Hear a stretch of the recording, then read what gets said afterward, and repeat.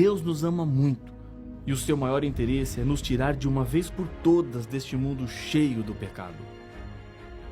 Mas como Deus planeja nos tirar deste mundo? Será que Ele quer destruir por completo este mundo, matando tudo e todos, para nos levar para o céu?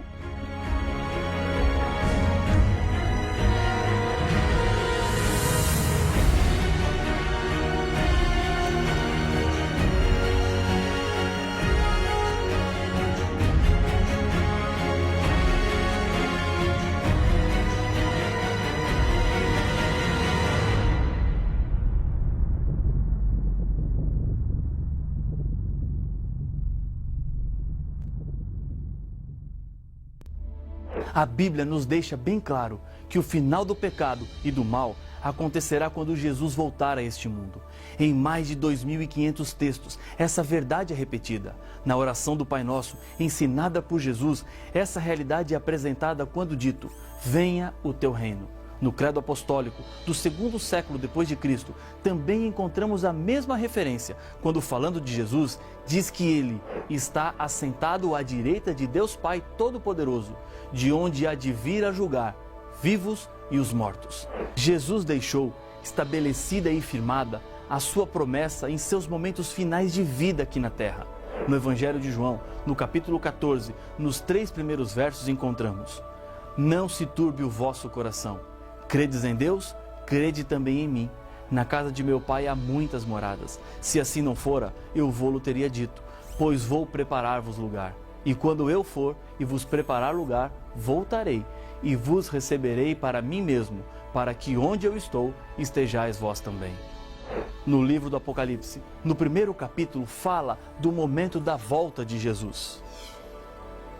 Eis que vem com a nuvem, e todo olho o verá. Apocalipse capítulo 1, verso 7. Por essa descrição, é possível entender que ninguém ficará sem saber o que está acontecendo. Cada habitante do planeta que estiver vivo por ocasião da volta de Jesus assistirá a algo único e maravilhoso. Mas você se surpreenderia se eu lhe dissesse que Satanás tentará enganar as pessoas com relação à volta de Jesus? Ele fez isso quando Jesus veio pela primeira vez. Ele conseguiu fomentar a ignorância, o erro e a falta de interesse, que resultou em um povo que foi tomado de surpresa, sem nenhuma preocupação com o que estava acontecendo em uma manjedoura de Belém, marcada por uma estrela. Esse engano do diabo foi alertado também por Jesus. Acompanhe o que ele disse em seu sermão, falando sobre o futuro, em Mateus capítulo 24, versos 4 e 5. E ele lhes respondeu: vede que ninguém vos engane, porque virão muitos em meu nome dizendo, eu sou o Cristo, e enganarão a muitos. Existem hoje muitas pessoas que estão afirmando ser Jesus com autoridade ou em nome dele. Em consequência disso, lideram igrejas, onde a sua palavra vale como se fosse a palavra do próprio Deus. E o mais impressionante é que existem pessoas dispostas a seguirem essas ideias. Na história, encontramos várias tragédias que foram resultados desses falsos cristos, como suicídios e até mesmo homicídios em massa.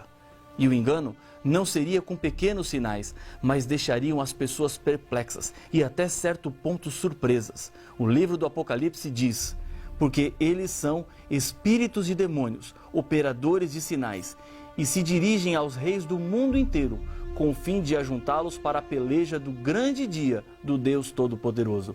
Apocalipse, capítulo 16, verso 14. Paulo também alertou quanto a esse perigo, em 2 Coríntios, capítulo 11, verso 14.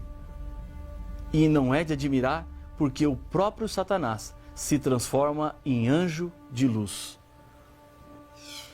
Mas todo o seu engano e suas estratégias para fazer o ser humano sofrer não ficarão sem nenhuma punição. A volta de Jesus é também um momento no qual Deus fará o acerto com o maior inimigo da humanidade. Paulo, em outra carta, diz que quando Jesus voltar, então será de fato revelado o iníquo, a quem o Senhor Jesus matará com o sopro de sua boca e o destruirá pela manifestação de sua vinda. Ora, o aparecimento do iníquo é segundo a eficácia de Satanás, com todo o poder e sinais e prodígios da mentira e com todo o engano de injustiça aos que perecem, porque não acolheram o amor da verdade para serem salvos. Em 2 Tessalonicenses capítulo 2, versos 8, 9 e 10, fica claro que Satanás tentará imitar a segunda vinda de Cristo a essa terra. Mesmo a Bíblia trazendo essa advertência, isso não será suficiente para todas as pessoas estarem preparadas. Você fez uma escolha muito importante. Decidiu estudar a Bíblia. Jesus disse que a verdade da Bíblia tem um poder libertador. Liberta o ser humano do engano, da falsidade religiosa, do medo, do mal deste mundo e, acima de tudo, nos libertará de uma vez por todas do pecado que destrói a nossa felicidade. Quando Jesus voltar, Ele não virá secretamente como foi a sua primeira vinda a este mundo. O próprio Senhor Jesus disse: então, se alguém vos disser, eis aqui o Cristo, ou ei-lo ali, não acrediteis, porque surgirão falsos cristos e falsos profetas, operando grandes sinais e prodígios, para enganar, se possível, os próprios eleitos. Vede que vô-lo tenho predito. Portanto, se vos disserem, eis que ele está no deserto, não saiais, ou ei-lo no interior da casa, não acrediteis, porque assim como o relâmpago sai do Oriente e se mostra até no Ocidente, assim há de ser a vinda do Filho do Homem. Mateus capítulo 24, versos 23 a 27. Não há nada de secreto em relâmpagos, imagem usada por Jesus para dizer que a sua volta será pública. Isso se harmoniza com outras passagens da Bíblia, como o Salmo 50, verso 3, que nos diz: vem o nosso Deus e não guarda silêncio. Em 1 Tessalonicenses 4, verso 16, Paulo declara que, porquanto o Senhor mesmo, dada a sua palavra de ordem, ouvida a voz do arcanjo e ressoada a trombeta de Deus, descerá dos céus, e os mortos em Cristo ressuscitarão primeiro. A volta de Jesus será o maior e mais espetacular evento de toda a história. Será algo incomparável. Não existem palavras para descrever com exatidão o que ocorrerá aqui neste mundo. Outros textos da Bíblia nos ajudam a entender melhor como é que será a volta de Jesus. Em Atos capítulo 1, verso 11, o anjo que aparece aos discípulos que olhavam para o céu, vendo Jesus subir e voltar ao Pai, lhe anuncia: e lhes disseram: varões galileus, por que estáis olhando para as alturas? Esse Jesus que dentre vós foi assunto ao céu, virá do modo como o viste subir. Jesus virá em forma pessoal.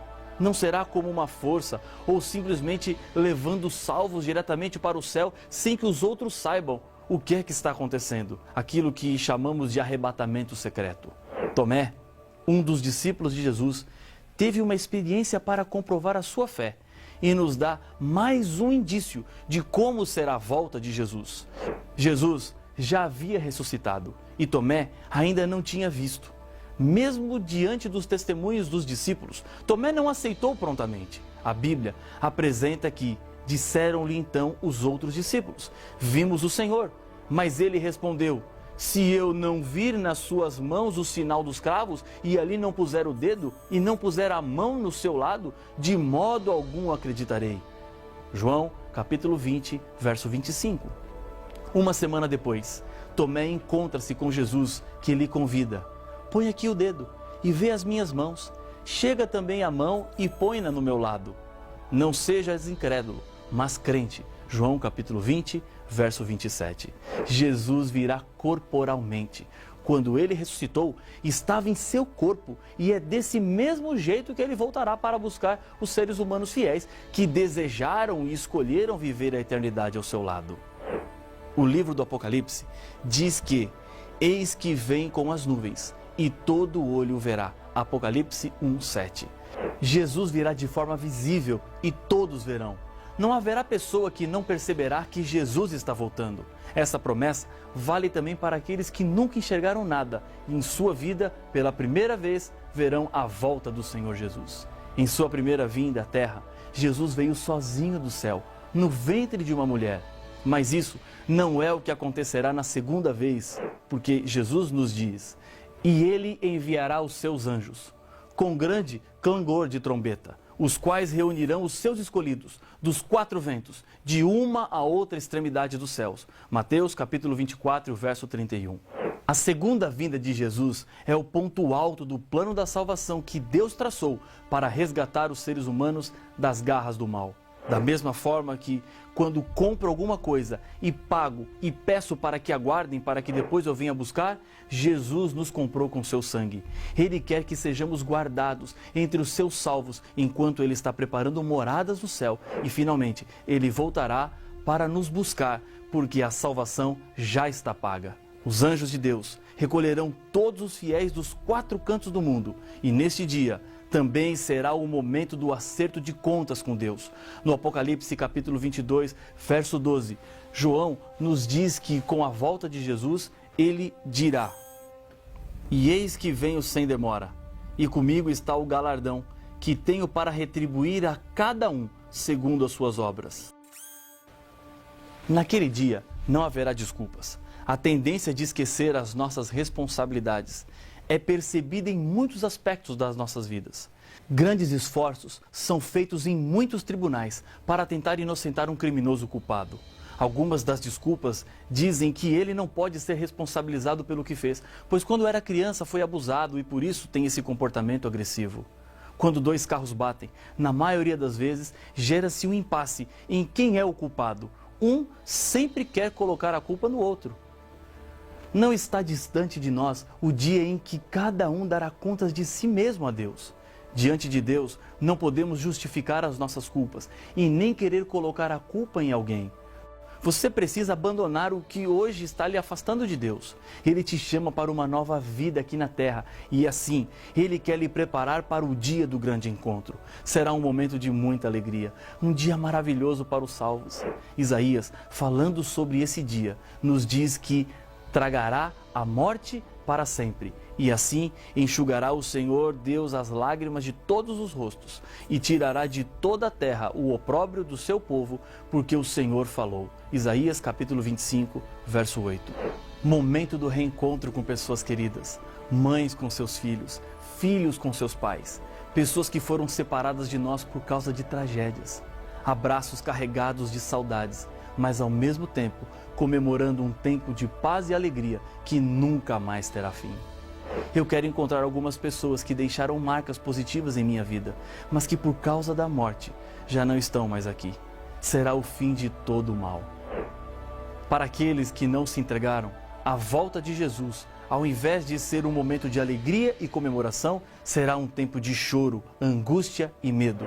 Diz a Bíblia que na volta de Jesus, e o céu recolheu-se como um pergaminho quando se enrola. Então, todos os montes e ilhas foram movidos do seu lugar. Os reis da terra, os grandes, os comandantes, os ricos, os poderosos e todo escravo e todo livre se esconderam nas cavernas e nos penhascos dos montes e disseram aos montes e aos rochedos: "Caí sobre nós", e escondendo-os da face daquele que se assenta no trono e da ira do Cordeiro. Apocalipse capítulo 6, versos 14, 15 e 16. A diferença entre esses dois grupos está determinada pela sua aceitação ou não de Cristo Jesus como seu Salvador. E eu quero neste momento lhe convidar a aceitar Jesus. Talvez você esteja se perguntando: o que envolve aceitar Jesus?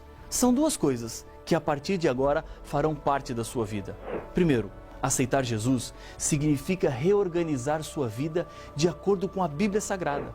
Jesus deixou isso bem claro no Sermão do Monte, quando disse: "Todo aquele, pois, que ouve estas minhas palavras e as pratica, será comparado a um homem prudente, que edificou a sua casa sobre a rocha, e caiu a chuva, transbordaram os rios, sopraram os ventos, e deram com ímpeto contra aquela casa, que não caiu, porque fora edificada sobre a rocha.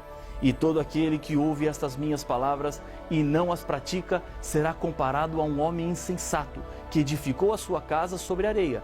E caiu a chuva, transbordaram os rios, sopraram os ventos, e deram com ímpeto contra aquela casa, e ela desabou, sendo grande a sua ruína." Mateus capítulo 7, versos 24 a 27. Segundo, aceitar Jesus significa obediência às leis de Deus. No mesmo Sermão do Monte, Jesus explica que Nem todo o que me diz, Senhor, Senhor, entrará no reino dos céus, mas aquele que faz a vontade de meu Pai que estás nos céus. Muitos naquele dia hão de dizer-me, Senhor, Senhor, porventura não temos nós profetizado em Teu nome, e em Teu nome não expelimos demônios, e em Teu nome não fizemos muitos milagres? Então lhes direi explicitamente, nunca vos conheci, apartai-vos de mim, os que praticais a iniquidade. Mateus capítulo 7, versos de 21 a 23. Depois de sua volta, Jesus tem preparado para os salvos uma nova vida perfeita. A Bíblia diz, e lhes enxugará dos olhos toda lágrima, e a morte já não existirá, já não haverá luto, nem pranto, nem dor, porque as primeiras coisas passaram. Apocalipse capítulo 21, verso 4. O que é que torna o céu tão atrativo?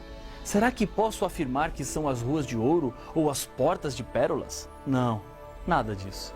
O céu nos atrai porque ali poderemos ver face a face aquele que nos amou tanto que entregou-se para que pudéssemos ter a vida eterna. E é por causa de Jesus que um dia quero estar no céu.